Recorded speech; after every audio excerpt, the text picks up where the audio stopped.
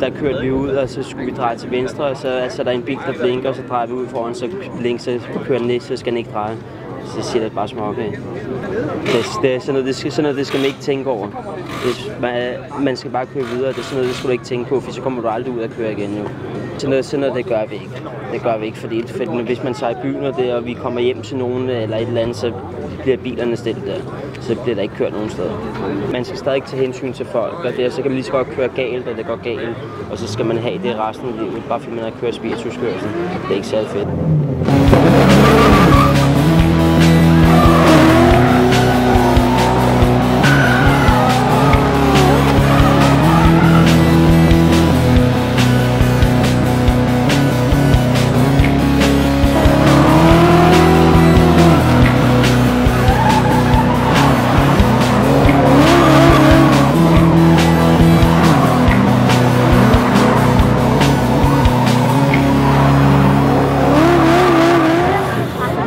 Det er sgu da meget godt svært.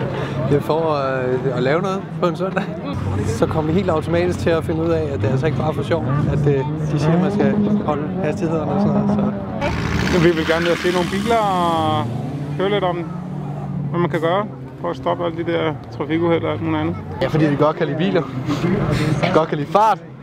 Vi gerne meget af det. Ja.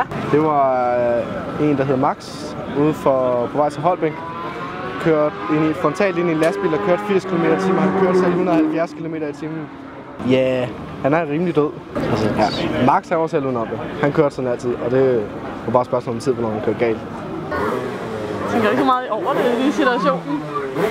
Så på, at det ikke går galt.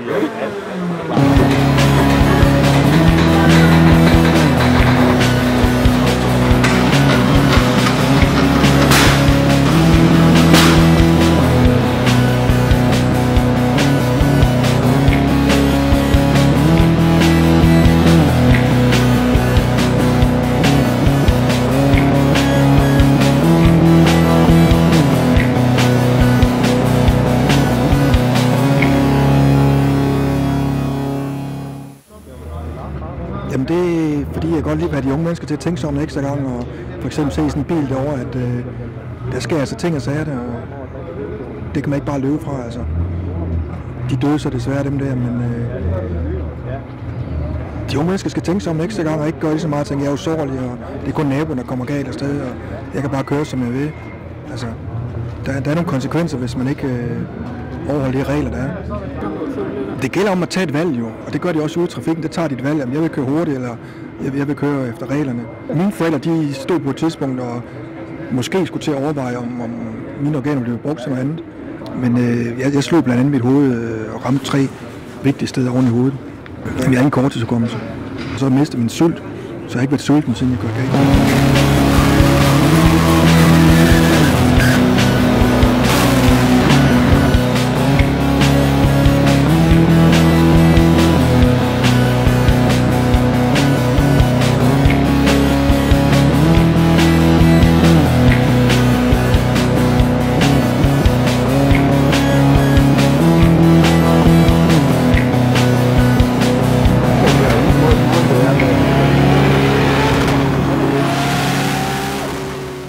Jamen, jeg er egentlig hernede på grund af interesse. Jeg har en stor interesse for biler, har selv kørt race og sådan noget. Og så er vi hernede, fordi jeg har min bror med, og vi er også hernede, fordi vi har mistet vores fætter for 3 uger siden.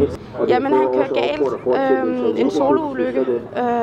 Han var 20 år gammel, efterlader sig 2 børn. Og der var ikke noget at gøre, han døde på stedet. Men de havde været til noget fest, ham og hans kæreste. Og han havde også, han havde drukket. Vi ved ikke noget, hvor meget han har drukket endnu. Men det ligner heller ikke ham overhovedet, så det er noget, der kommer bag på hele familien, ikke? Det er ikke sikkert, man kunne have gjort noget. Det er ham, der har taget valget om at sætte sig bag i rattet. Men kunne man måske have påvirket ham til at lade være, eller på en eller anden måde, at der var et eller andet, der havde hjulpet ham der, så ja, måske. Man kan sige, at det er en meningsløs ulykke, i og med, at den kunne have været undgået, hvis han ikke havde sat sig bag i rattet, ikke? Selvfølgelig ved vi ikke, om der har været dyr ude foran, eller hvad der har været, men det har ikke hjulpet på det, at han har drukket, vel?